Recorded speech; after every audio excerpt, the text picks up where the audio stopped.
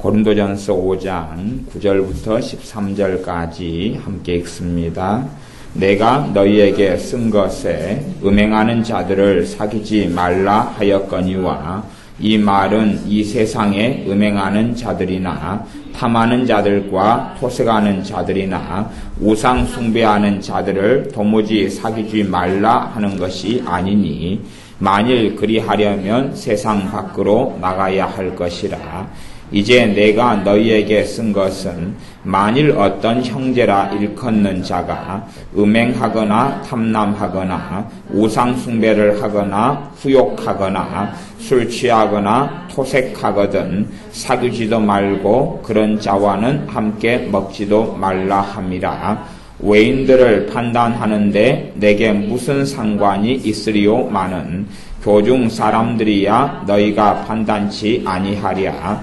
외인들은 하나님이 판단하시려니와 이 악한 사람은 너희 중에서 내어 쫓으라. 아멘.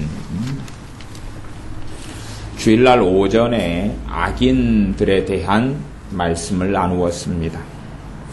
특별히 구약 성경을 중심으로 나누었는데 악인들과 함께 동행하고 악인들을 위해주고 악인들을 보살펴주고 악인들의 편이 되어주고 악인들과 교제하고 교류할 때에 하나님의 진노와 하나님의 심판이 임한다는 명백한 말씀들을 살펴보았습니다. 물론 이 악인들에 대한 말씀은 훨씬 광범위하고 많아서 제가 오늘도 이 악인들에 관한 부분과 관련하여서 말씀을 전하겠지만 성경 공부를 한다 그럴 때 성경을 일일이 찾아가면서 10시간, 20시간 해도 사실은 쉽게 우리의 삶 속에 적용하거나 알아먹기는 어려울 수도 있습니다. 왜냐하면 우리는 기본적으로 어떻게 생각하냐 그러면 나는 선량하기를 원합니다. 나는 그래도 해를 안 끼치고 또 나는 좋은 사람들과의 관계를 맺고 살았고 나는 악인을 위해 주는 게 아니라 불쌍한 사람들, 힘든 사람들을 도와줬다고 믿고 싶은 마음들이 있습니다. 그렇기 때문에 이 악인들이 우리 삶 속에 이렇게 저렇게 얽혀 있어도 우리는 인정하지 않을 때가 많습니다. 그래서 악인들이 신자들의 삶 속에 얽혀 있는 것은 당연한 일입니다. 다 얽혀 있습니다. 과거든지 현재든지 얽혀 있습니다. 이렇게 얽혀 살아가지만 우리는 그것을 부정하려 합니다. 그렇기 때문에 말씀을 좀 알아먹었다 그러면 실제로는 개인적으로는 어떤 현상이 일어나야 되냐 하면 혼돈이 좀 일어나야지 사실은 좀 맞아요. 혼돈이 일어나야지. 그리고 말씀 앞에 엎드리고 기도하고 그러지 말끔하고 깨끗하다. 그러면 정말 좋겠지만 우리들이 맺는 관계들은 그런 관계들이 사실은 되기는 어렵습니다. 왜냐하면 끊임없이 마귀는 사람들 속에 가라지를 심어서 신자들 주변에 잠복하고 교류하게 하고 교제하게 해서 믿는 사람들을 끊임없이 우는 사자처럼 사람들을 통하여 집어 삼키려고 하기 때문에 그렇습니다. 그래서 악인들을 위해주고 그들의 편이 되어주고 그들을 돌봐주고 이럴 때 하나님의 진노가 임한다. 첫째, 진노는 두 가지 측면이다 그랬습니다. 하나는 영적인 것, 두 번째는 육적인 것. 이 대한민국 땅은 우리는 이 대한민국의 신자들은 하나님의 진노의 기본 옵션을 가지고 있습니다. 왜 진노의 기본 옵션을 가지고 있냐 그러면 끊임없이 한국 교회가 북한 돕기를 시행해 왔습니다. 그런데 북한의 일반적인 사회주의나 일반적인 공산주의하고는 다릅니다. 김일성, 김정일, 김정은 우상화 그리고 명백한 적그리스도의 세력입니다. 그들을 돕고 돈을 보내고 헌금을 보내고 병원을 지워주는 게 얼마나 사악하고 악한 일이라는 것을 인식하지 못한 채 끊임없이 하나님의 이름으로 헌금을 모아서 악의 축, 그런 김정은 정권을 비호하고 그들에게 돈을 보내고 도와줍니다. 이번에 탈북된 아이들이 중국을 거쳐서 라오스로 몇 명을 보냈다가 잡혀서 다시 북송되는 아이들이 다 참 철없는 아이들 20살, 21살, 22살, 18살, 16살 그런 아이들이 북송되는데 얼마나 고문을 당하고 총살을 당하고 죽임을 당할는지 그것은 얘기된 바지요. 그들이 꽃제비로 살면서 손을 보면 얼마나 흉측하고 더럽고 큰 고통과 고난 속에 살았는지 그걸 못 이겨가지고 탈북을 했는데 그 다음에 라오스로 망명을 가려는데 우리나라 중국 대사관은 전혀 도와주지 않고 문을 닫고 톱하고 그런 아이들을 잡아다가 고문하고 총살시켜 죽여버리는 북한의 정부가 과연 정상적인 나라일 것이냐 하는 것입니다. 생각해 보십시오. 우리는 그렇게 생각해요. 강도질 하다가 너무 배가 고파서 쓰러졌습니다. 우리가 이제 이 강도에게 먹을 것을 주면 굉장히 선한 일처럼 생각되잖아요. 강도에게 직장을 구해주고 먹을 것을 주고 옷을 주고 추워서 얼어주고 가고 있는데 강도가 배가 고파 쓰러졌다가 밥을 먹은 다음에 일어나서 강도질하기 시작하는데요. 강도에게 직장을 구해주니까 강도가 그 직장에서 강도질을 하기 시작하는데요. 그것이 어떻게 선한 일이 되겠습니까? 그럴 때는 어떤 건 가능하냐면 강도가 잡혔어요. 그래서 감옥에 들어갔어요. 그리고 그가 뉘우쳐요. 그럴 때는 감옥에 음식도 집어넣어 줄 수 있고 책도 넣어줄 수 있다 그런 말이에요.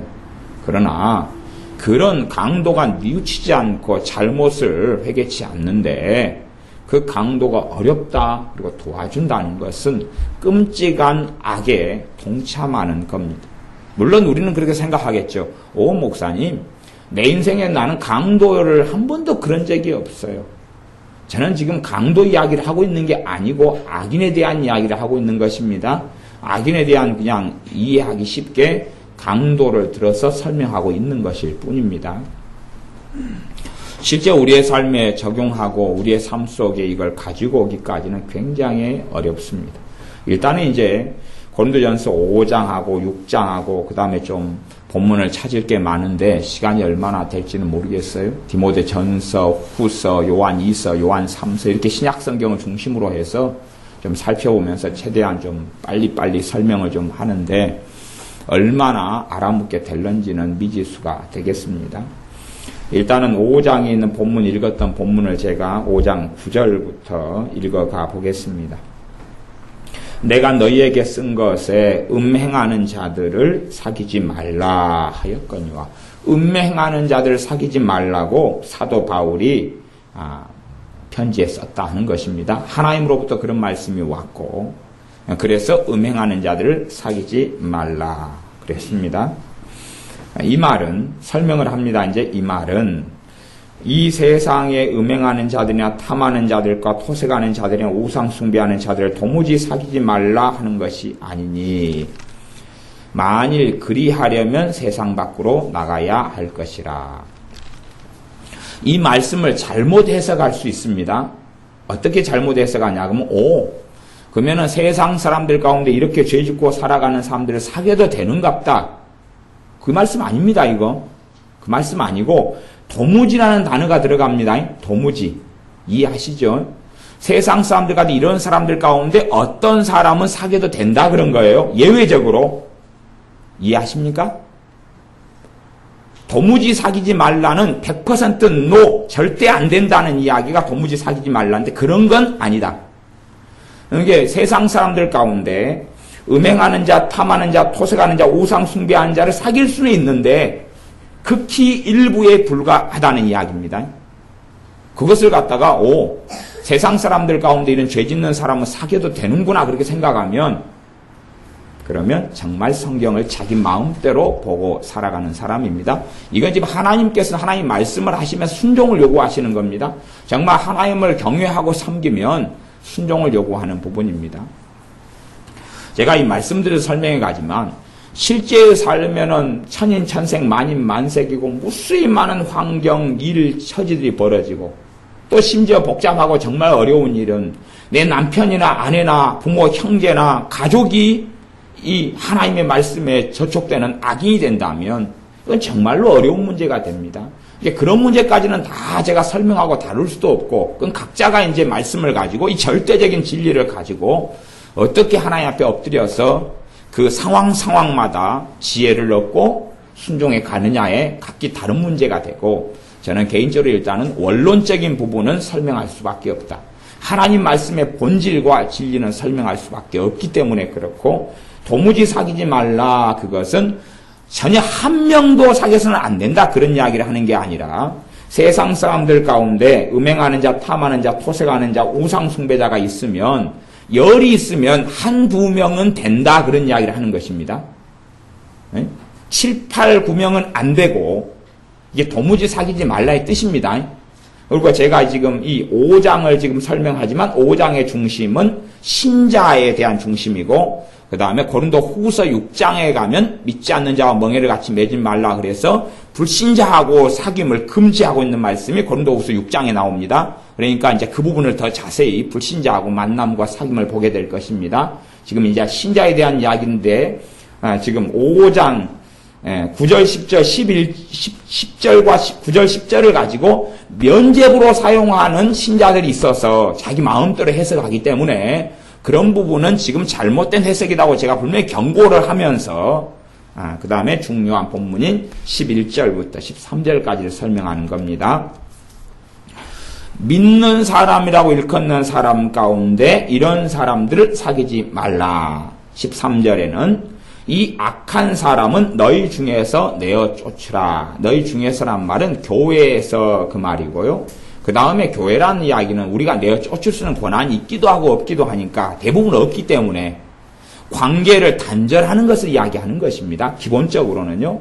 내어 쫓는 게 뭡니까? 내 마음에서, 내 교제권에서 끝을 내는 것입니다. 어떤 사람이 그런 대상이 되느냐 하면 11절에 이제 내가 너희에게 쓴 것은 만일 어떤 형제라 일컫는 자가 그 말을 따지면 나 신자다, 나 믿는 사람이다, 성도님이든지 집사님이든지 권사님이든지 장로님이든지 목사님이든지 형제라 일컫는, 그래서 믿는 사람들도 형제라 그러는 것이에요. 그건 직분하고 아무 상관없는 그냥 예수를 믿는 사람, 기도원 원장님이 될 수도 있고 목사님이 될 수도 있고 장로님이 될 수도 있고 성도님이 될 수 있는데 내가 예수를 믿는 그리스도인이다, 크리스찬이다 그러는 사람 가운데 첫째, 음행하는 사람. 두 번째, 탐남하는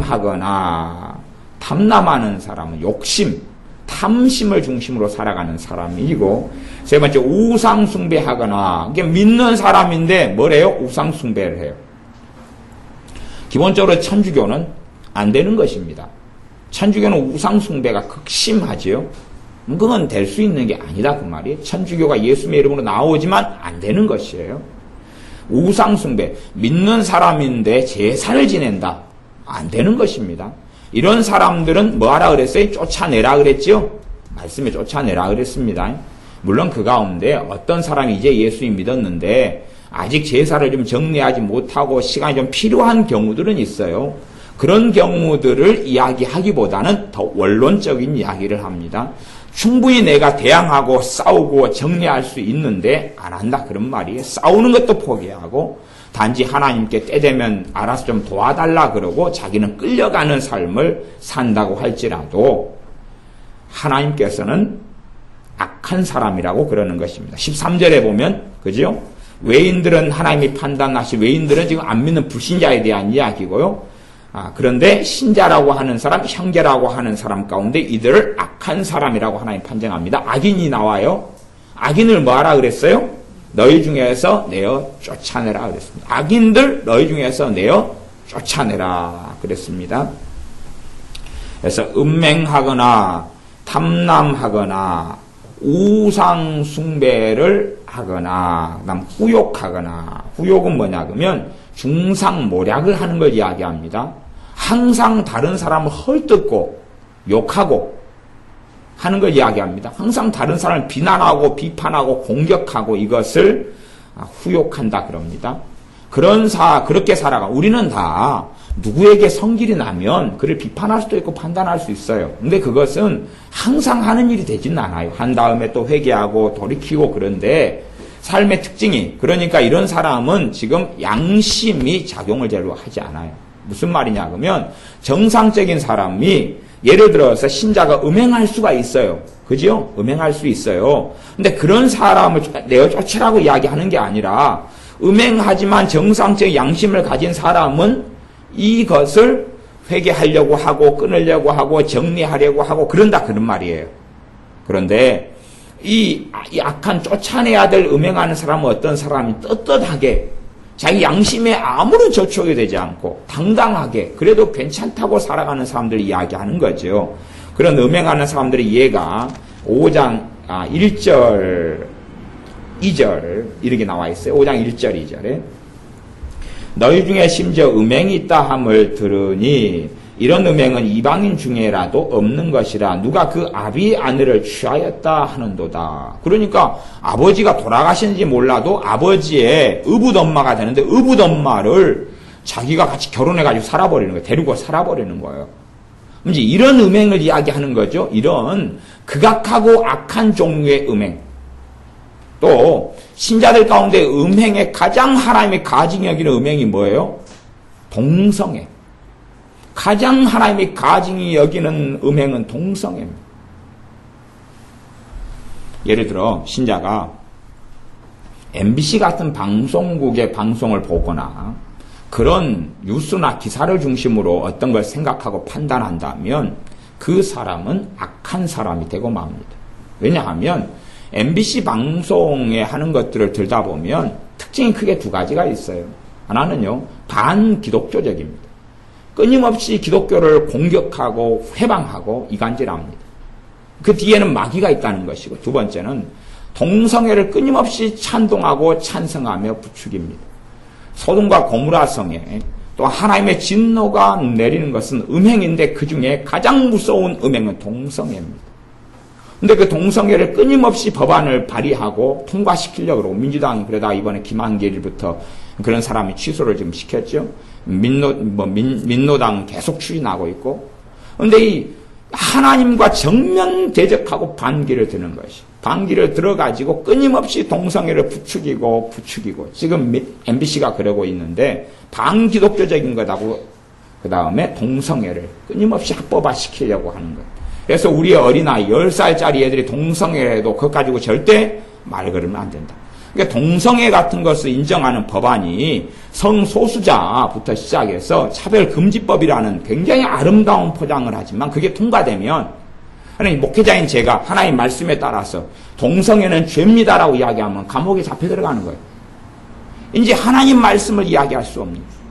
최근에 미국의 루터교단 같은 경우가 동성애 찬성으로 들어갔어요.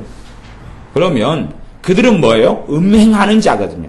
그러니까 공적인 하나님 말씀의 진노의 음행을 미국 루터교가 인정해버린 거예요. 그러니까 미국 루터교는 하나님 나라에서 제명입니다. 그래서 그 루터교의 목사들이 한 만이 넘고 교회가 만 단위가 넘고 그러는데 그 가운데 겨우 미국 루터교가 미국의 교단 가운데 세 번째인가 규모가 커요. 굉장히 큽니다. 그런데 겨우 한 10,000 되는 교회에서 한 500, 600개 교회만 탈퇴했어요. 탈퇴하고 나머지는 그대로 다 남았어요. 이게 음행하는 걸 공적으로 시인하고 인정해서 그래서 그들의 주교가 되는 사람 누구냐? 게이, 동성애자가 그들의 주교가 되어서 통치하고 다스리고 그런 사람을 선별하고 뽑고 그랬어요. 이게 뭐냐 그러면 너희 중에서 이 악한 자를 내어 쫓으라 그런 거예요. 그런 동성애를 찬송하고 하는 사람들이 모여가지고 NCCK를 형성하고 있고 WCC를 만들고 있는 거예요. 걔네들이 가지고 있는 게 그런 것이. 이건 완전히 악한 것입니다. 그래서 이 음행하는 게 이런 걸 이야기하는 것이. 내가 예를 들어서 동성애자인데 동성애는 쉽게 끊고 어떻게 하기가 어려워요. 그러니까 동성애자를 비난하고 정죄하는 이야기를 하는 것이 아닙니다. 동성애자가 구원받아야 되고 거기서 자유케 되어져야 돼요.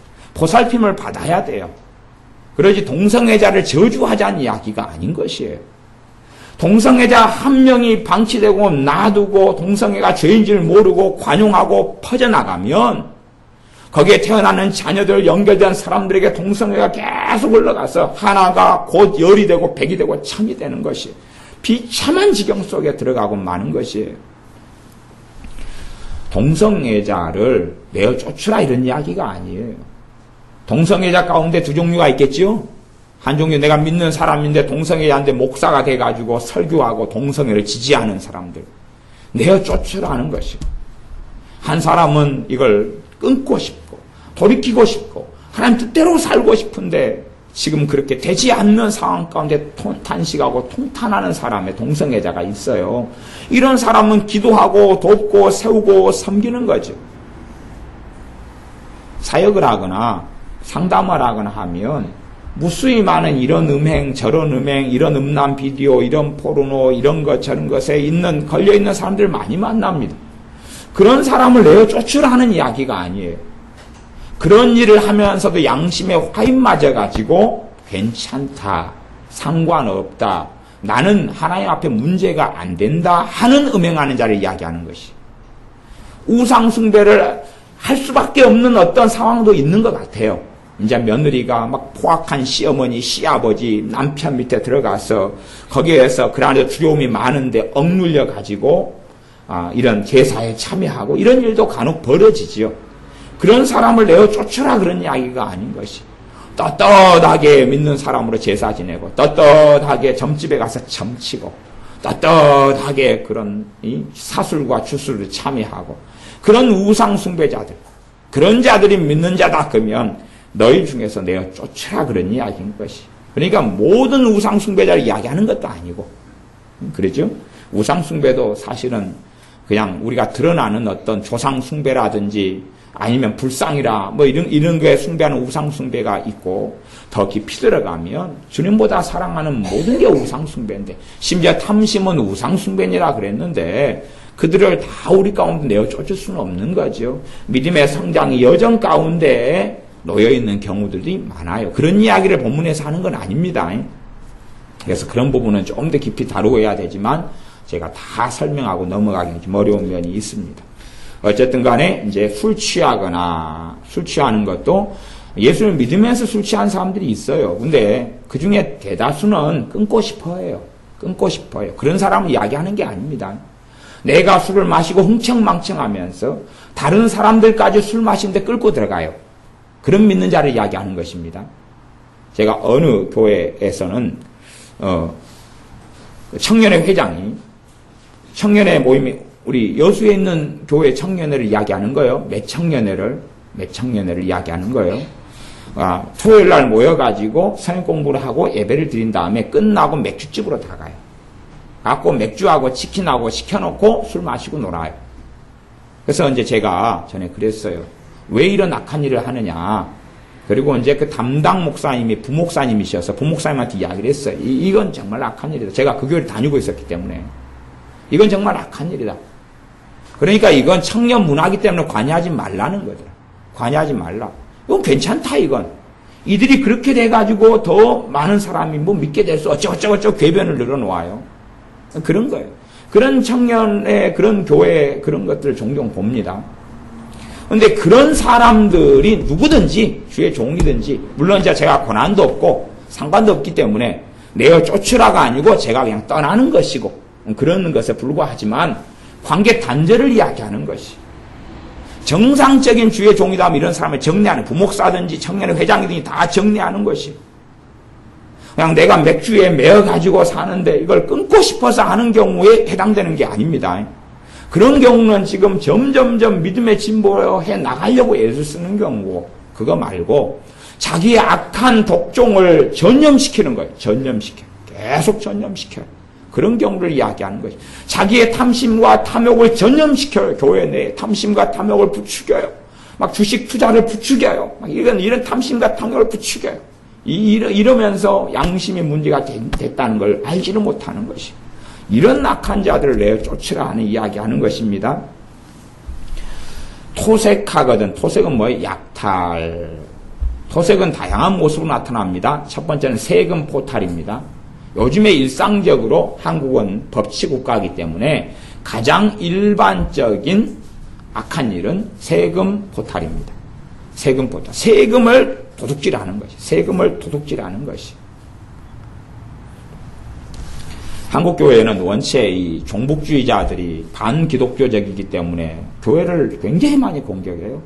그래서 교회를 끊임없이 물고 늘어지는 것 중에 하나가 목회자들이 세금을 안 낸다. 이런 걸 물고 넘어져요.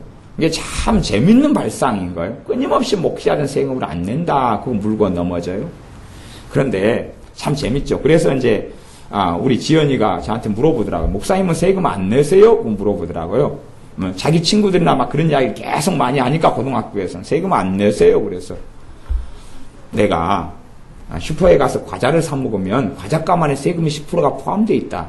목사님은 800원짜리 새우깡을 10%면 720원이죠. 과자값은. 그리고 80원이 세금이란 말이에요. 야, 옆에 있는 슈퍼에서 목사님이라고 720원에 팔드냐? 다 800원 주고 사 먹잖아. 그런 세금만 1년에 몇백만 원이고. 그 다음에 목사님 우리 교회는 그러면 전기세 안 내요? 야, 전기세 안 내면 전기 끊어버리는데 전기세 어떻게 못 내냐 안 내냐 하고 당연히 내는 거지. 야, 전화세 내고 전기세 내고 소스 내고 다 내잖아. 그러면 무슨 세금을 가지고 이야기해요? 그건 뭐냐 그러면 목사님이 교회에서 월급을 받는데 그걸 가지고 이야기하는 거다. 그런데 교회라는 특성이 비영리단체이기 때문에 전부 다 헌금이 들어오는 돈은 전부 다 세금을 뗀 돈들이거든요. 그러니까 일반적으로 월급을 받는 분들은 월급에서 자동적으로 세금이 떼지잖아요. 그래가지고 헌금이 들어와서 거기서 월급을 받아요. 받으니까 이중적인 월급을 내게 되는 것이에요. 이중적인. 두 배의 세금을 떼는 것이니까 그건 사실 불합리한 거죠. 그 다음에 그런 부분에 목회자의 월급에서 세금을 떼는 것에 국가가 법적으로 관여하게 된다면 무슨 일이 벌어지냐 그러면 정교 일치가 벌어져요. 말하자면 정치가들이 국회의원들이 자기 입맛대로 교회를 데리고 농락할 수가 있게 되는 거예요. 교회라는 것은 비영리단체고 비영리법인이에요. 어떤 영리 목적으로 하지 않아요. 그 다음에 재밌는 것은 뭐냐 그러면 한국교회가 93% 정도 혹은 90%가 미자립교회예요. 미자립교회라는 이야기는 그냥 한국교회 가운데 한 7%, 많으면 10%만 재정적인 독립을 가졌다. 다시 이야기하면 그 교회의 목사님들만 먹고 살만하다 그 말이에요. 목사님들 가운데 한 10% 목사님만 넉넉한 월급을 받고 산다 그 말이에요. 말하자면 목회자들은 최저임금보다 훨씬 못합니다. 최저임금보다 훨씬 못해요. 제가 이렇게 설교를 하고 이것을 일로 따진다. 설교를 하고 일로 따진다. 그러면 1시간을 설교한다. 그러면 최저임금이 요즘에 한 5,000원이 적적으로 됩니다. 시간당, 수당이. 저 같은 경우는 5,000원이 아니라 계산하면 1,000원 이래요. 1,000원. 2,000원, 1,500원 그래요. 이해되세요? 그러면 이제 참 재밌어요. 제가 받는, 몇십만 원의 월급, 제가 이제 100만 원보다 훨씬 못 되니까, 몇십만 원의 월급에서 제가, 세금을 떼가지고 준다면, 국가는 뭘 해줘야 돼? 최저임금을 보장해줘야 돼. 그래서, 전국에 있는 목회자들의 세금을 다 떼가지고 모으면 한 2, 30억 나옵니다. 그러면서 목회자들의 90% 이상의 목회자들의 최저임금을 보장해주면 국가가 돈이 이제 수백억대는 가볍게 넘어가서 1,000억대 이상이 넘어갑니다. 그러니까 2, 30억을 국가에 세금을 목회자들이 내고 그 다음에 교회를 목회자 월급을 도와주는 돈을 1,000억대 이상의 돈을 지원해 줘야 돼요.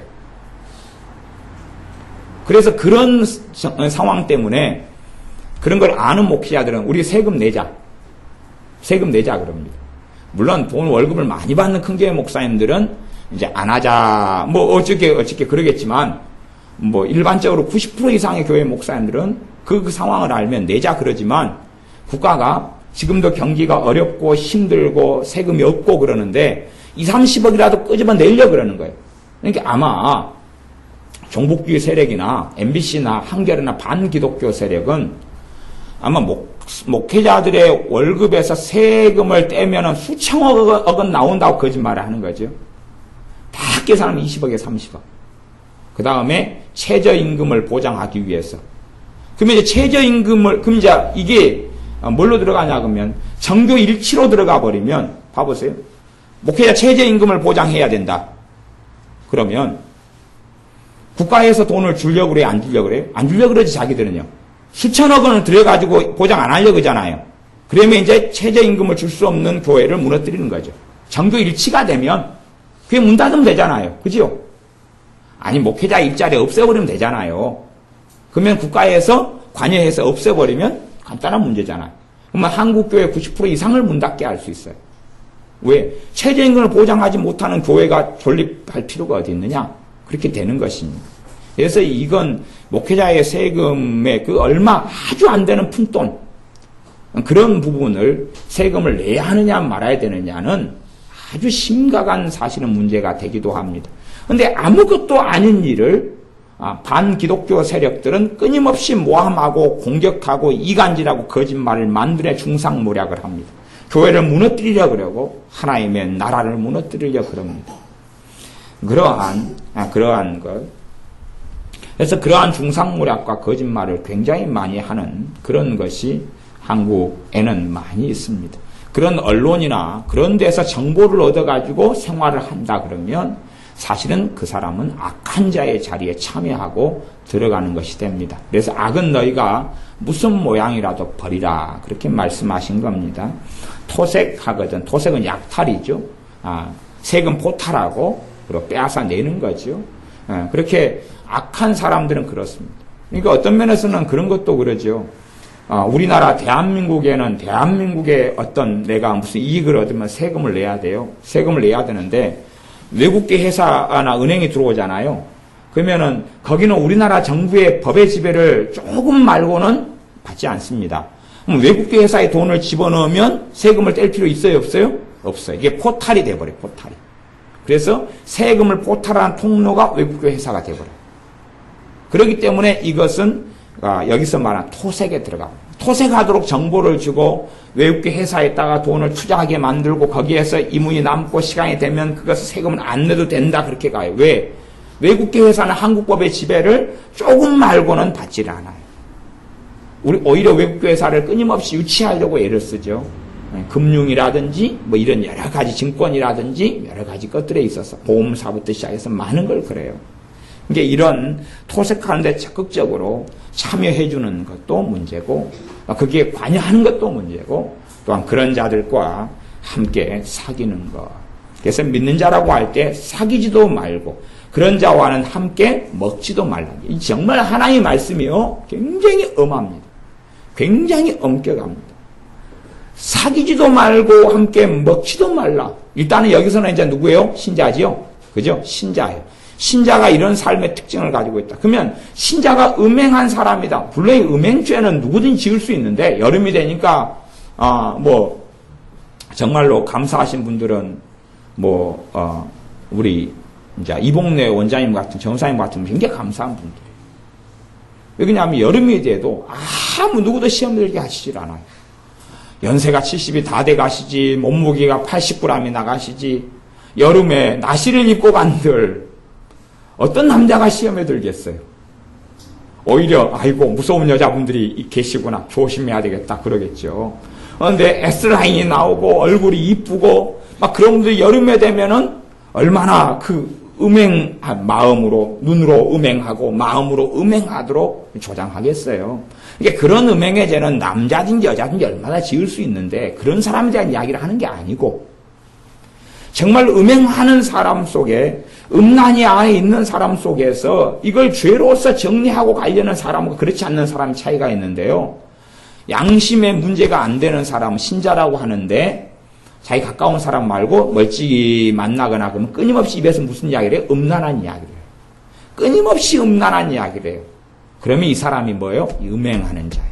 끊임없이 음란한 이야기를 해요.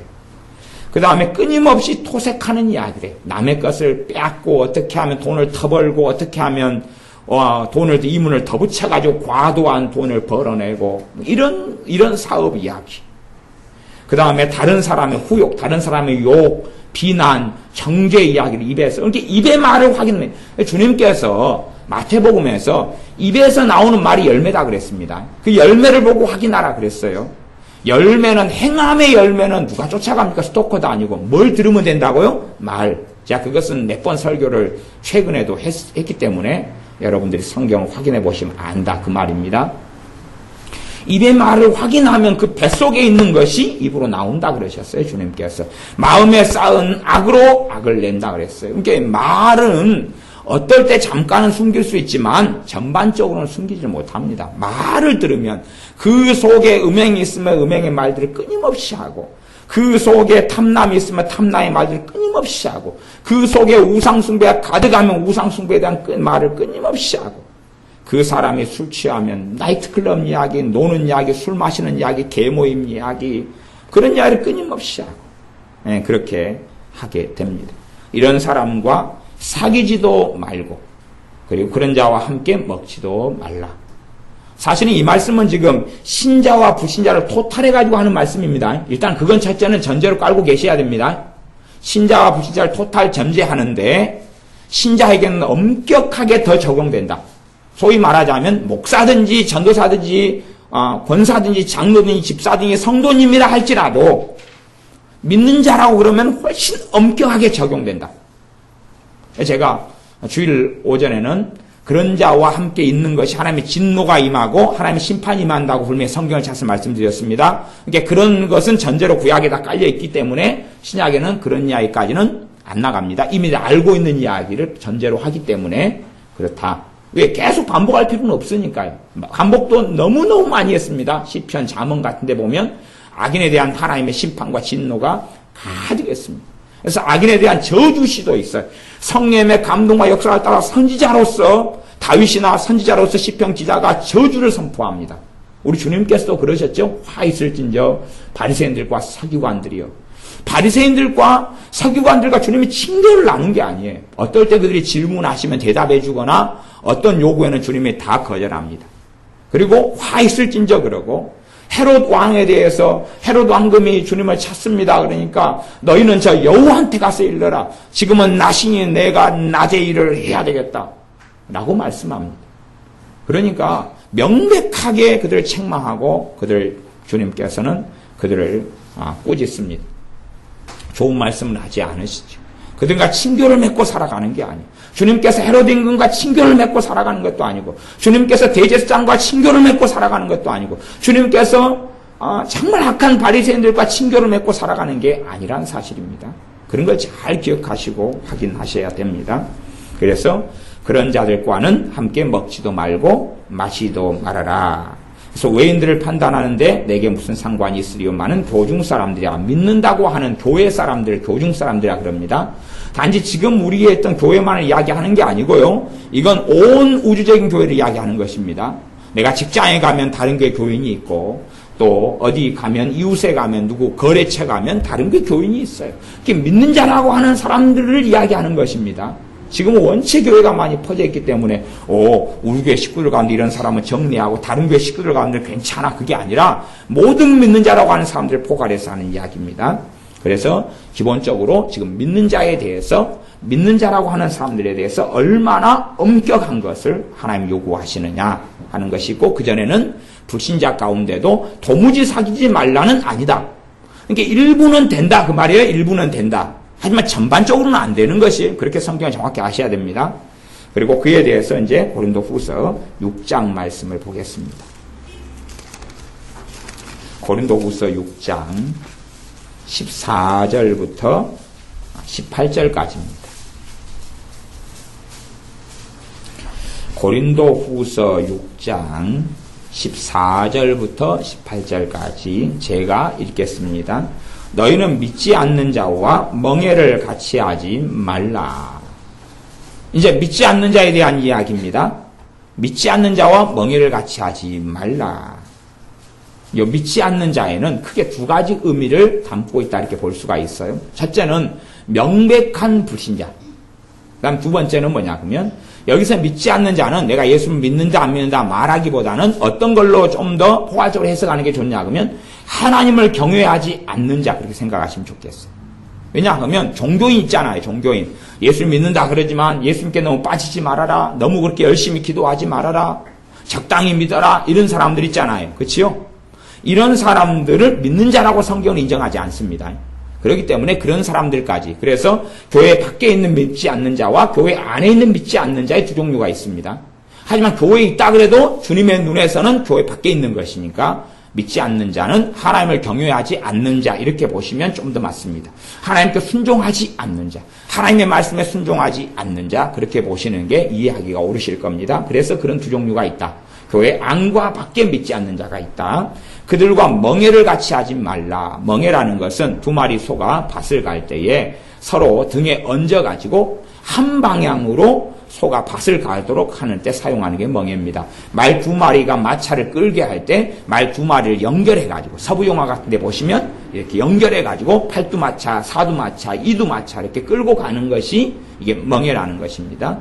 멍에는 굉장히 많은 비유적인 단어인데 그 중에 일반적으로는 결혼 관계를 이야기하지만 그것보다 훨씬 더 포괄적인 것입니다. 첫째는 결혼, 두 번째는 사업상의 파트너 관계. 사업상의 파트너, 함께 일을 하는데 동업자 관계. 그 다음에 더 포괄적인 건 뭐냐 그러면 언약, 계약, 맹약, 맹서의 관계입니다. 계약의 관계, 약속의 관계, 언약의 관계, 계약의 관계로 들어가는 것. 이것은 좀 더 다양하고 포괄적인 삶에 많은 일들이 있습니다. 그래서 그까지 제가 일단 기본적으로 설명하고 구체적인 상황까지는 복잡하기 때문에 들어가지 않겠습니다. 말씀만 다루는데도 시간이 다 부족하고 그런다고 해서 또 이 계통의 말씀을 설교로 하면 한 5시간, 10시간을 하고 성경 공부도 한 10시간 이상 해야 되는데 맨날 해봐야 못 알아먹고 지루하고 실제 삶에 적용되는 것은 참 어렵기 때문에 뭐 이 정도 하고 좀 성경 좀 하고 그냥 대강 이제 정리할 수밖에 없을 텐데 정말로 듣는 귀들이 많은 사람들이 있었으면 좋겠습니다. 너희는 믿지 않는 자와 멍에를 같이 하지 말라. 의와 불법이 어찌 함께하며 빛과 어두움이 어찌 사귀며. 결혼관계를 예를 들어서 이야기하면 어떤 자매가 예수님을 사랑한다 그러는데 불신자 형제하고 만나서 막 교제하면서 결혼하겠다는 거예요. 너무 그 남자를 사랑하고 그 남자를 구원해야 되겠다는 거예요. 그러면 생각해 보십시오. 예수님 믿는 사람은요, 이제 목적이 틀립니다. 사는 목적이 틀립니다. 가치관이 틀립니다. 생각이 틀립니다. 뜻이 틀립니다. 믿지 않는 사람과 믿는 사람, 하나님을 경외하는 사람과 그렇지 않는 사람은 공부하는 이유도 틀리고요. 돈 버는 이유도 틀리고 가정생활하는 이유도 틀리고 인생 사는 이유도 틀립니다. 그런데 어떻게 대화와 교제와 사랑이 나누어지는 게 가능할까요? 어떻게 이성 간의 마음을 나누고 뜻을 나누는 게 가능할까요? 뜻이 틀리고 동기가 틀린데. 그렇다는 이야기는 잘못된 자리로 들어간다 하는 이야기를 하는 것입니다. 그래서 그런 분들이 있던데 하나님 말씀은 결코 폐하여지지 않습니다. 의와 불법이 어찌 함께하며, 이거 불가능한 일이죠. 빛과 어둠이 어찌 함께 사귀며 그럽니다. 이거 사람 이야기를 하는 것이에요. 빛된 사람, 빛의 자녀들은 하나님의 자녀들, 마귀의 자녀들은 어두움의 사람들 어찌 사귀게 되느냐. 아이들의 관계에도 그러죠. 친구와의 관계에도 이 악인들의 이야기를 하고 있는 것이 죄인들의 이야기가 아니라 악인들의 이야기. 다른 사람을 비난하고 탓하고 원망하고 욕설하고 비방하고 이런 사람들과 어떻게 사귀느냐. 안 믿는 아이 가운데 친구로 어떻게 두느냐. 친구로 둔다는 이야기는 내가 주님을 부인한다는 이야기인데 그런 일은 상시적으로 일어납니다. 그리스도와 벨리알이 어찌 조화되며, 벨리알은 마귀 중에 우두머리 중에 하나라 그럽니다. 마귀라고 그냥 생각하셔도 되겠습니다. 우리 주 예수님과 마귀가 어떻게 조화롭게 지내냐 그 말이, 안 싸우고 투쟁하지 않고 조화롭게 어떻게 살아갈 수 있느냐. 믿는 자와 믿지 않는 자가 어찌 상관하냐. 상관한다는 이야기, 서로 교제하고 만나고 사는 걸 이야기합니다. 이게 가능한 일이냐 하는 이야기입니다. 물론 이제 결혼해가지고 살아가는데 남편이나 아내가 안 믿고 한쪽은 믿고 한쪽은 안 믿고에 대한 이야기는, 그 결혼한 이후에 대한 이야기는 다른 말씀에 있습니다. 다른 말씀에 있고 이 말씀은 전반적인 이야기를 하고 있는 것입니다. 이게 그런 부분은 다른 쪽에서, 하지만 특별히 상대방이 헤어지기를 원치 아니하고 함께 살기를 원하거든 혹시 구원받을런지 어찌 알겠느냐. 그러므로 살아라. 그런 말씀이 이제 뒤에가 있기 때문에 그쪽 영역을 이야기하는 건 아닙니다. 16절, 하나님의 성전과 우상이 어찌 일치가 되리요. 우리는 살아계신 하나님의 성전이라 이와 같이 하나님께서 가라사대 내가 저희 가운데 거하며 두루 행하여 나는 저희 하나님이 되고 저희는 나의 백성이 되려 하셨느니라. 자, 결론부가 17절. 그러므로 주께서 말씀하시길 너희는 저희 중에서 나와서 따로 있고 그러잖아요.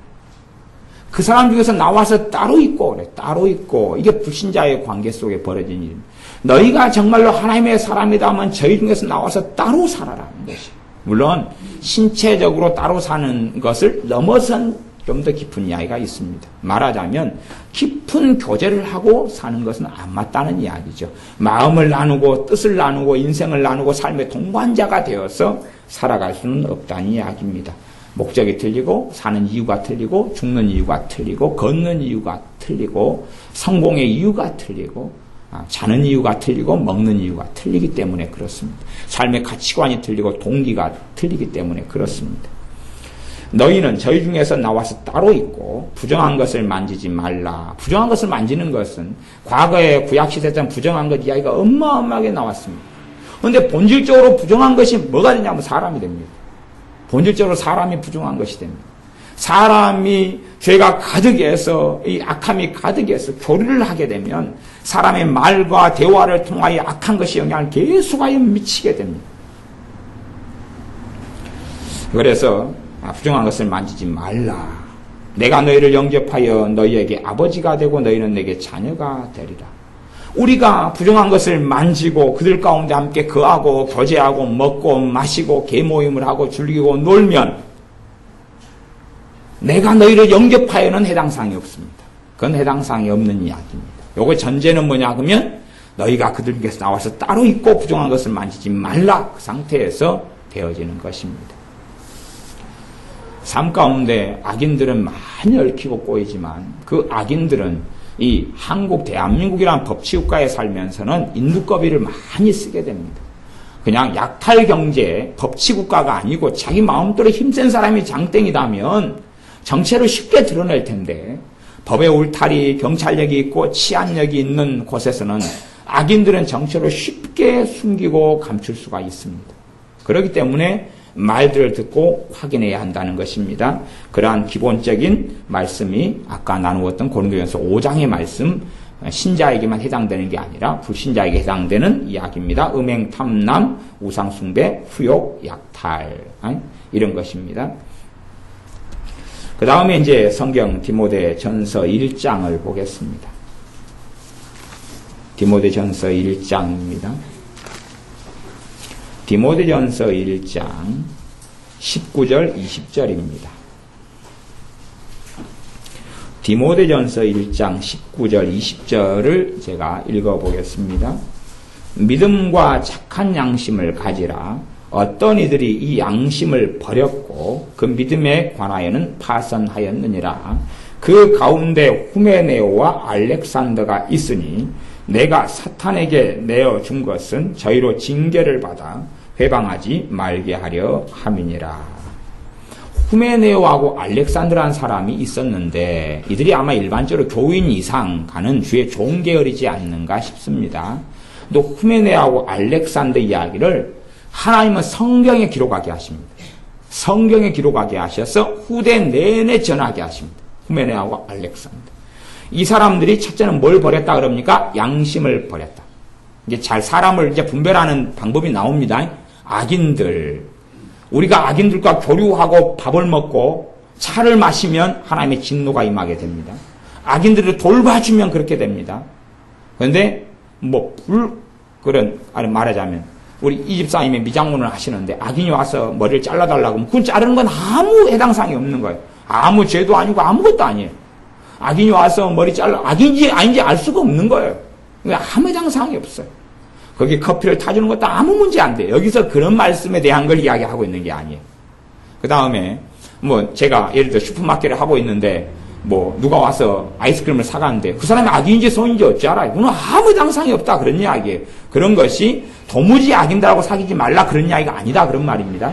또 제가 슈퍼마켓을 하면은 어떤 유통을 통해서 물건을 받아야 되잖아요. 그럼 유통하는 그 운전기사가 악인일런지도 모르잖아요. 그러면 내가 그 사람한테 물건을 받아야지요. 그 사람 회사에 속해 있고 회사하고 나는 거래하고 그 사람 유통하는 물건을 날라주는 기사인데 그런 거하고는 도무지 사귀지 말라 이런 부분에서 그런 거는 괜찮다 그런 이야기를 하는 것입니다. 그런데 내가 자유의지를 가지고 불가피한 상황이 아니라 의지적으로 관계를 맺고 그리고 교제하고 마음을 나누고 함께 동반자의 관계가 되어서 살아가는 그러한 끔찍한 일을 이야기하는 것입니다. 물론 우리는 그것을 끔찍한 일이라고 생각하지 않겠지만 그렇습니다. 그래서 한국의 법치국가 속에서는 전부 다 감추기는 너무 쉽습니다. 그런데 무엇을 확인하게 되냐 하면 어떤 이들이 이 양심을 버렸다. 양심을 버렸다. 그래서 양심이 있는가를 보셔야 됩니다. 양심이 있는가. 그러면 양심은 크게 한 두 가지 부분으로 확인할 수 있습니다. 첫째, 거짓말을 밥 먹듯이 한다. 말이 이때 틀리고 저때 틀리다. 그럼 양심이 정상이 정상 아니에요? 정상이 아니죠? 그러니까 이러면 알 수가 있어요. 신자든 불신자든 간에 양심의 문제를 보면 알아요.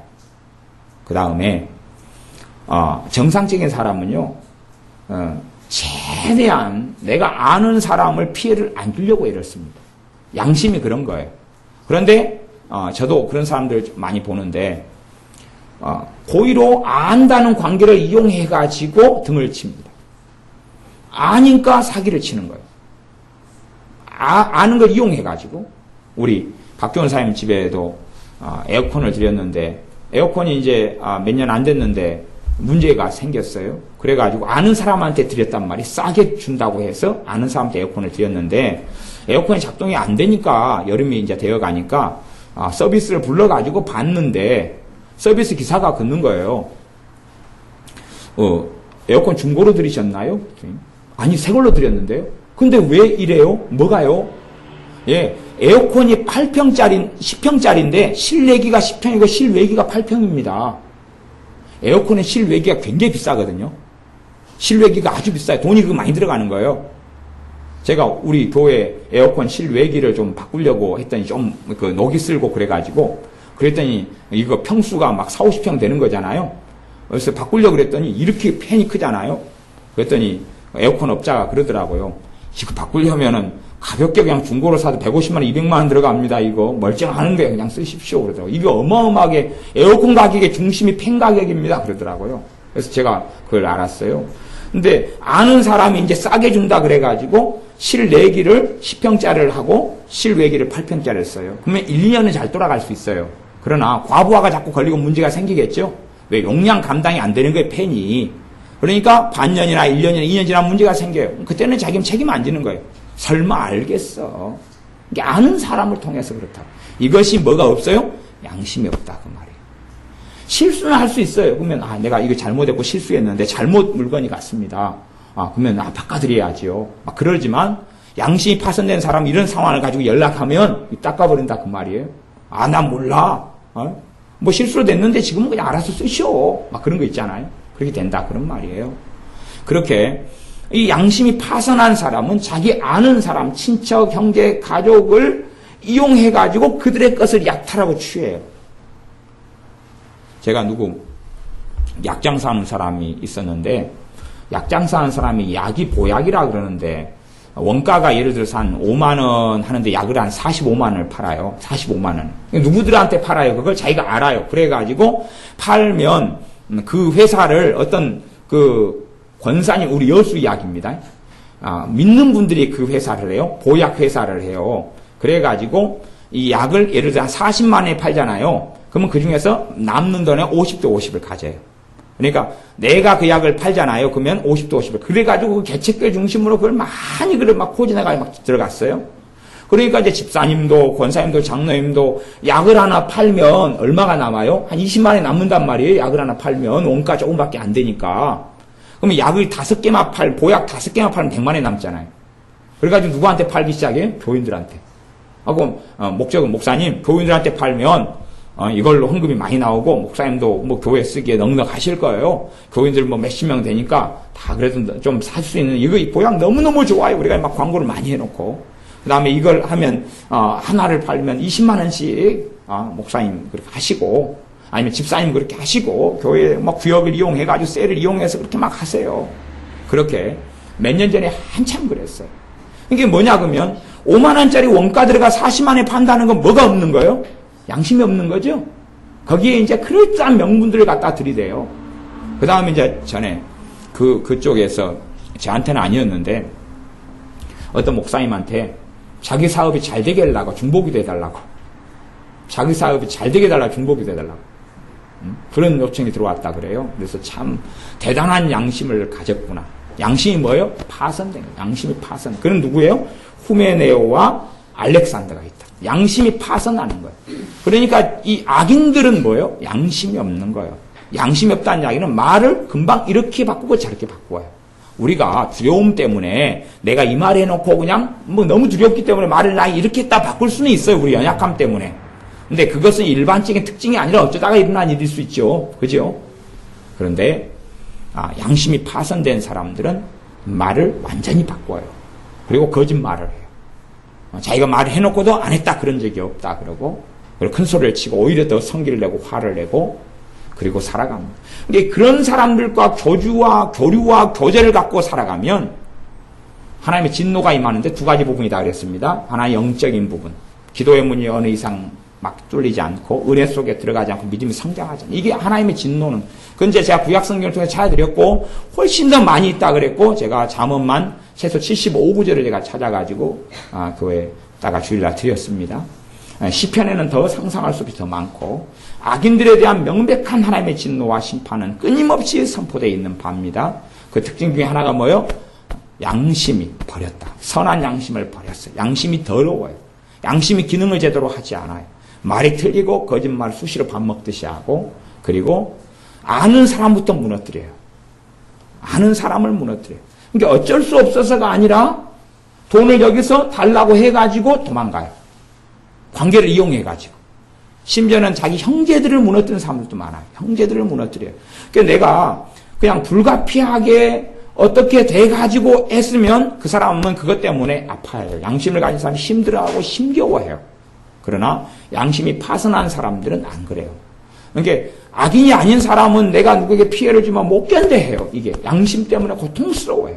이런 부분들은 이제 치유가 필요하고 또 이런 부분에 노임이 필요하고 그런데 그렇지 않은 사람 고의적으로 그래요. 고의적으로 그런 거예요. 그걸 고범죄라 그럽니다. 고범죄는 고의적인 죄라고 말해요. 고의적으로 사람을 이용하고 악의적으로 해요. 불가피하게 어떻게 되어서 그냥 피해를 우리가 끼칠 수도 있어요. 사람들에게. 우리는 도움을 주기도 하고 피해를 끼치기도 하는 게 인생이에요. 근데 그거 말고 고의적으로 악행을 하는 거예요. 고의적으로 뭘 노려가지고 해요. 근데 그런 사람들의 요구를 들어주게 되면 큰일이 벌어진다는 사실입니다. 아주 심각한 하나님의 진노, 하나님의 심판의 손에 빠져들어가는 일이 이 땅 위에서 일어납니다. 자, 이거 정확히 기억하십시오. 봐보세요. 물이 여기 있어요. 물이 여기 있어요. 여기 있다가 이동했어요. 그럼 물이 여기 있었다는 건 과거였어요? 아니면 현재였어요? 과거였죠? 지금 1초 전에 일어난 일이잖아요. 그렇죠? 여기 있다가 여기 이동했어요. 그러면 이제 여기 있던 건 과거죠? 인생은요, 과거하고 미래밖에 없어요. 현재는 순간의 경점이에요. 순간에 딱 점이 현재예요. 제가 손이 올라갔다가 내려왔어요. 이제 올라간 일은 과거로 변했어요. 그러니까 사실은 우리가 다 회개해야 될 일은 과거의 일들일 뿐이에요. 과거의 일들일 뿐이에요. 근데 과거의 일을 회개하지 않는다. 내가 악인들과 함께 소통하고 아예 지난 일이니까. 아니 모든 일은 다 지난 일이 된다니까요. 내가 지금 현재의 악인들과 교류하고 있는 것만 회개하겠다. 아니 내가 교류하고 있다 그래도 다 그 사람과 벌어지는 모든 일이 과거의 일이다니까요. 그거 처리해야지 하나님의 진노를 벗어나고 죄를 벗어난다 그 말이에요. 그리고 이제 과거의 일이니까 그건 이제 덮어버려도 된다. 그러면 참 무서운 발상입니다. 인생은 미래하고 제가 지금 요 손을 요쪽에다 가지고 올 거예요. 그건 미래 일이죠. 저리 가는 요까지 도착한 미래. 근데 여기 있는 건 과거고 현재는 지금 쏙 사라져버리는 거예요. 현재는. 하고 요까지 왔어요. 이제 과거가 됐어요. 미래와 과거가 됐어요. 다시 이리 와요. 미래와 과거가 되고 그 다음에 현재는 쓱쓱쓱 지나가요. 한 점에 불과해요. 순간 아주 경점이라고 그래요. 아주 그냥 점 하나에 불과해요. 점 하나 빼놓고는 다 미래고 다 과거예요. 그러니 우리가 회개해야 될 일은 다 현재에 대한 일이 아니에요. 현재에 대한 일이 아니라 다 과거에 대한 일이에요. 그런데 과거를 회개하지 않는다? 이런 이상한 개념들을 사용하는데 정말 어리석은 개념이고 생각입니다. 요 현재, 과거, 미래에 대한 부분은 나중에 성경 공부 때 시간이 되면 좀 더 집중적으로 다룰 수 있었으면 좋겠고요. 그래서 이 후메네오와 빌레도는 양심을 버렸고 그 다음에 그 믿음에 관해서는 파선했다. 정상적인 양심이 작용하지 않는 사람은 그가 아무리 신자라 할지라도 믿음은 이미 파선은 뭐예요? 배가 난파되어 버린 걸 이야기합니다. 이들의 믿음은 인정될 수 없는 믿음이고 가짜고 무너져 버렸다는 이야기입니다. 그래서 후메네오 빌레도를 가지고 이야기하면서 이 사람들을 사탄에게 내어줘 버렸다. 그럽니다. 그것이 디모데 전서 1장의 이야기고, 그 다음에 디모데 후서 2장 봐보겠습니다. 디모데 후서 2장에도 이 후메네오라는 사람이 또 나옵니다. 디모데 후서 2장 16절 17절 말씀.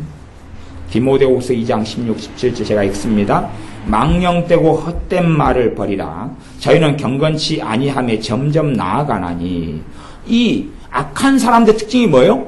망령된 말, 헛된 말. 망령된 말, 헛된 말. 이런 사람들은 계속 말하면서 경건치 아니함에 점점점 나아가요. 17절 저희 말은 독한 창질의 썩어져감과 같은데 막 몸이 막 썩어져가 창기나 썩어져면 구더기가 끼고 막 그러잖아요. 막 그냥 벌레가 일고 그러는 거예요. 이게 썩어짐과 같은데 그 중에 후메네오와 빌레도가 있느니라. 앞에는 디모데전서 1장에는 디모데전서하고 후서가 좀 연도 차이가 좀 있어요. 그러니까 앞에는 후메네오와 알렉산더고 여기는 후메네오와 그 다음에 빌레도입니다. 아마 후메네오는 계속 살아있는데 아마 알렉산더는 죽었는가 어쩐가 몰라요. 근데 빌레도라는 사람이 또 등장했어요. 정말로 말로써 악한 독한 창질의 썩어져감 같은 말들을 바라는 자들.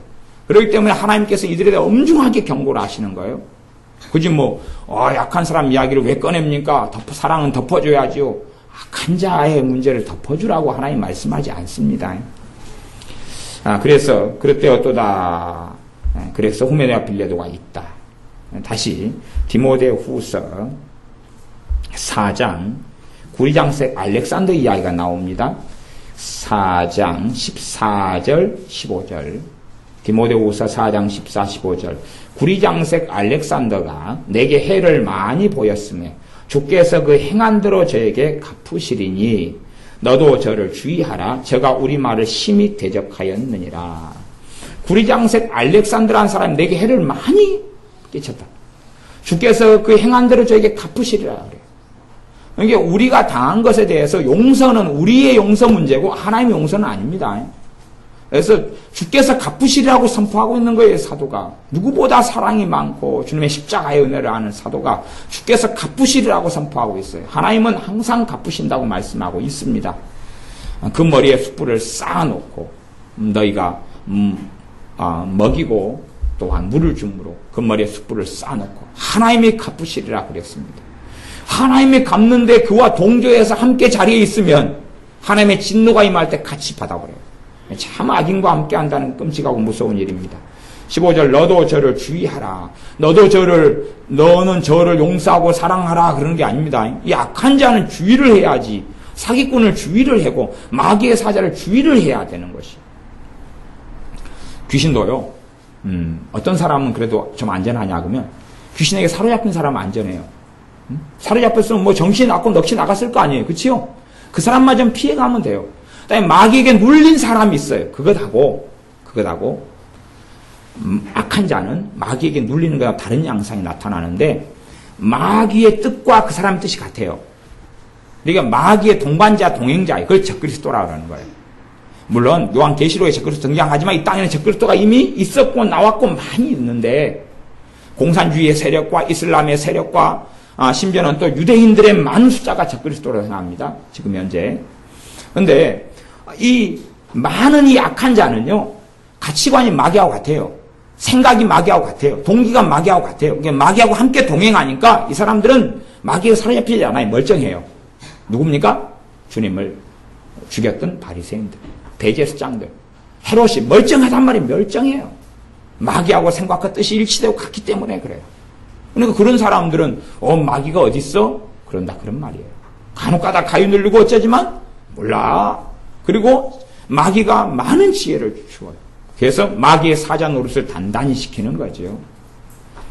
이런 구리장색 알렉산더, 너도 저를 주의하라. 저가 우리 말을 심히 대적하였느니라. 그럽니다. 그 다음에 이제 요한 2서 말씀, 2서 3서 말씀만 보고 이제 말씀을 마무리하겠습니다. 요한 2서 7절부터 11절까지. 요한계시록 앞에 유다서, 3서, 2서, 1서. 그렇지요? 제가 요한2서 한 장짜리인데 7절부터 읽어보겠습니다. 미혹하는 자가 많이 세상에 나왔나니 이는 예수 그리스도께서 육체로 임하심을 부인하는 자라. 이것이 미혹하는 자요 적그리스도니. 적그리스도 많이 나왔다 그러는 거예요. 너희는 너희를 삼가 우리의 일한 것을 잃지 말고 오직 온전한 상을 얻으라. 제가 이쪽 부분에 말씀은 몇 번 설교를 했기 때문에 제가 자세하게 하진 않고 넘어가겠습니다. 9절 지내쳐 그리스도 교훈 안에 거하지 아니하는 자마다 하나님을 모시지 못하되 교훈 안에 거하는 이 사람이 아버지 아들을 모시느니라. 누구든지 이 교훈을, 무슨 교훈이? 그리스도의 교훈이죠. 앞에 그리스도의 교훈이 나오잖아. 이 교훈은 그리스도의 교훈을 가지지 않고 너희에게 나아가거든 그를 집에 들이지도 말고 인사도 말라. 이게 가장 첫 번째 적용은 이단입니다. 근데 성경이 본문이 그리스도의 교훈을 가지지 않고 가거든 그랬지 이단이라고 엄명하게 한 게 아닙니다. 근데 첫 번째 적용은 뭐예요? 이단이에요. 첫 번째 적용은 이단이에요. 이단 중에서요. 완전한 악한 이단이 있고 좀 괜찮은 이단도 있어요. 아주 악한 이단이 신천지 같은 것들이에요. 신천지는 뭡니까? 아주 악인들이에요. 신천지는 자기의 목적을 위해서 수단과 방법을 가리지 않아요. 그게 신천지거든요. 그래서 신천지와 함께 교류하고 만나고 함께하는 사람들은 심각한 저주가 임합니다.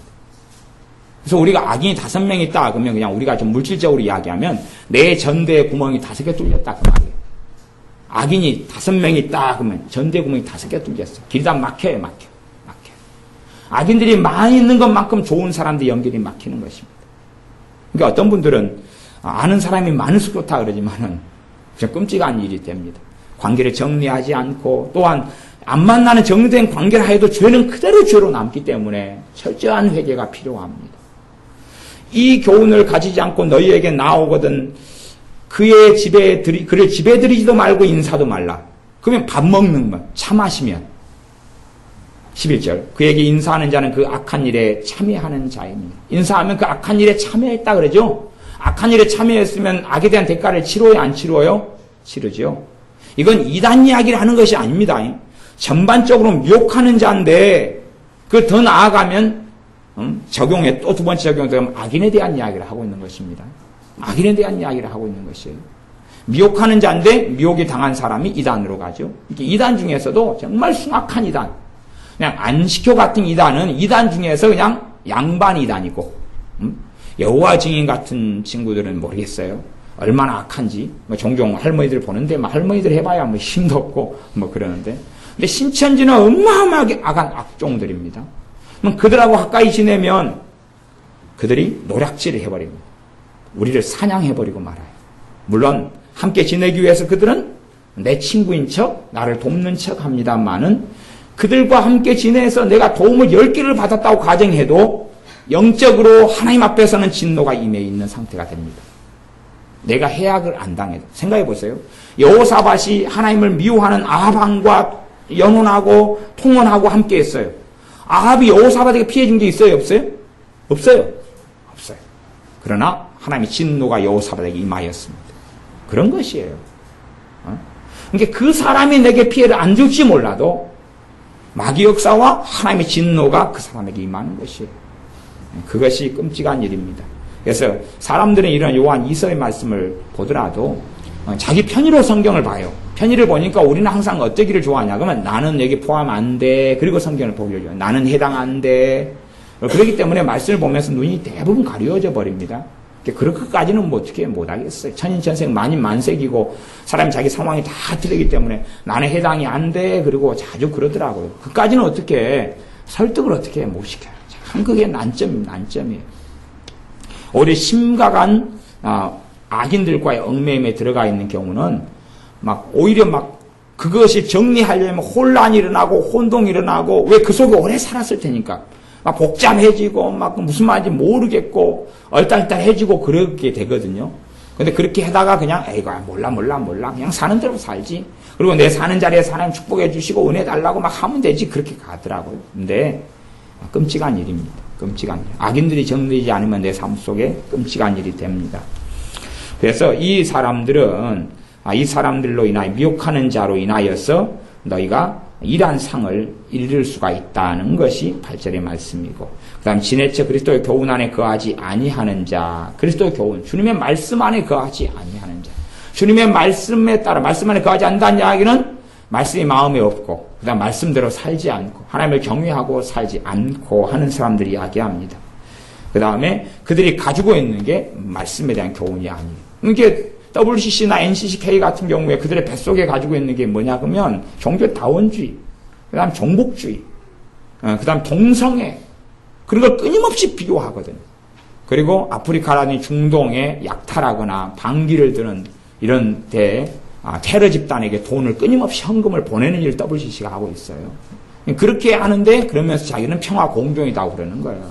그 뒤에가 사실은 이 WCC도 뒤에 마르크스 레닌 전에 중국 소련에서 침투해가지고 그 중심으로 해서 만들어진 건데, 역사로 가면 복잡하지만 어쨌든 간에 그들이 그리스도의 교훈을 가지고 있질 않아요. 그리고 살아가는데 단지 WCC나 NCCK만을 이야기하는 게 아닙니다. 우리의 삶 속에 있는 사람들, 신자라고 일컫는데 주님의 교훈이 안에가 없어요. 주님의 교훈이, 주님의 말씀이, 메시지가 안에가 없어요. 그렇게 살아가는 사람은 왜 그러느냐? 미혹됐기 때문에 그러죠.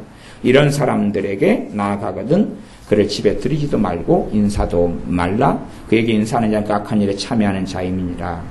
네, 마지막으로 이제 요한 3서 9절 10절 말씀 읽고 말씀 마무리합니다. 내가 두어 자를 교회에게 썼으나 저희 중에 으뜸되기를 좋아하는 디오드레베가 우리를 접대하지 아니하니 이러므로 내가 가면 그 행한 일을 잊지 아니하리라. 디오드레베가 행한 일을 잊지 아니하리라. 이렇게 말하는 사람이 누구냐 그러면 사랑하는 자여 말과 혀로만 사랑하지 말고 행함과 진실함으로 하자. 그리고 사랑 이야기하는 사랑의 사도 요한이 하는 이야기입니다. 이게 말씀의 균형을 잘 이루어야 됩니다. 잘 이루어야 되지 한쪽으로 치우쳐가지고 사랑 용서 허물 덮음 그렇게 살아가면 다른 말씀은 전부 다 버려버리게 됩니다. 사도 요한이, 사랑의 사도 요한이 뭐라 그래요? 내가 가면 그 행한 일이 있지 아니하리라. 그럼 가만두지 않겠다 그래요. 가만두지 않겠다. 누구요? 디오드레베. 가만두지 않겠다고 그러는 거예요. 이게 성령의 역사고 바른 것이에요. 이런 눈을 가지고 있으면 시편의 그 많은 시편의 내용들이 이해가 되는 부분들이 있고 깨달아지는 부분이 있습니다. 제가 악한 말로 우리를 막는 게 편론하고도, 그러니까 이 허물을 덮는 게 아니에요. 왜냐 그러면 이 허물이 단지 사적인 문제의 죄가 아니라 공적인 문제와 허물과 죄가 되기 때문에 그래요. 사적인 어떤 허물, 그냥 법률에 걸리지 않는, 하나님의 말씀의 법에 저축되지 않는 그런 개인적인 거라면 내가 허물을 덮어줘야 되지만, 공적인 부분이 되고 교회를 더럽게 만드는 게 되고 하나님의 나라에 문제를 끼치는 게 되고 그런 것은 오픈을 해야 되는데 사도 요한이 오픈하고 있잖아요.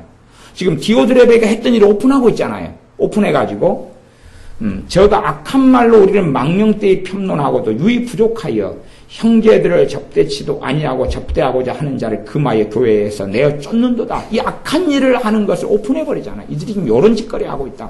그리고 하나님은 성경 기록하게 만들어요. 자꾸 두고 이들이 행한 일을 증거하게 합니다. 교회 안에나 우리의 인생의 삶 속에는 신자의 모습으로 악한 자들이 곳곳에 있고 마귀는 가라지를 곳곳에 뿌려서 자기 사람들을 세워서 믿는 자들을 넘어뜨려야 합니다. 나아가서 이 땅의 세상 사람들 가운데 죄인들이 있고 우리가 복음을 다 전해야 되는 사람들이 있지만 그 가운데 어떤 이들은 악한 사람들이고 악인들이어서 그들과 함께 동거하고 함께 생활하고 교제하고 살아가면 하나님의 진노의 자리에 우리가 서서 하나님의 은혜와 하나님의 평강을, 하나님의 도우심과 하나님의 권능이 아니라 마귀의 충만한 공격을, 마귀의 아주 전대에 뚫린 구멍들부터 시작해서 영육간의 환난과 고통을, 당하지 않아도 환난과 고통을 당하는 일들이 너무나 많습니다. 그래서 여러분이 기도하시면서 삶 속에서 악한 자하고 연결된 것, 또 믿지 않는 자, 어떤 믿는 자의 부분들이 회개돼야 될 부분들. 그게 10년 전의 일이라도, 10년 전의 일이라도, 20년 전의 일이라도 회개되지 않은 것은 철두철미하게 회개해야 된다는 사실을 기억하셔야 됩니다. 나아가서 과거의 일은 내가 변화시킬 수가 없어요. 내가 어떻게 바꿀 수가 없어요. 이 성경책이 여기 있다가 여기 옮겼어요. 그러면 이 과거의 지난 일을 제가 변화를 못 시키잖아요. 이게 허물이고 죄다면 우리 주님께서만이 용서하실 수 있고 주님께서만이 깨끗하게 해주실 수가 있어요. 우리는 과거의 망령에 사로잡히지만 변치 않는 일을 내가 어떻게 그걸 매여 있는다고 해결이 되겠냐 그 말이에요. 내 허물과 부족함이 과거에 지나버린 일들이 그 일은 주님의 용서를 받고 주님 앞에 회개하고 엎드리고 주님의 용서를 받아들일 때 주님의 십자가를 믿을 때만이 사실은 풀려나가는 일들이 되어집니다. 기도하겠습니다.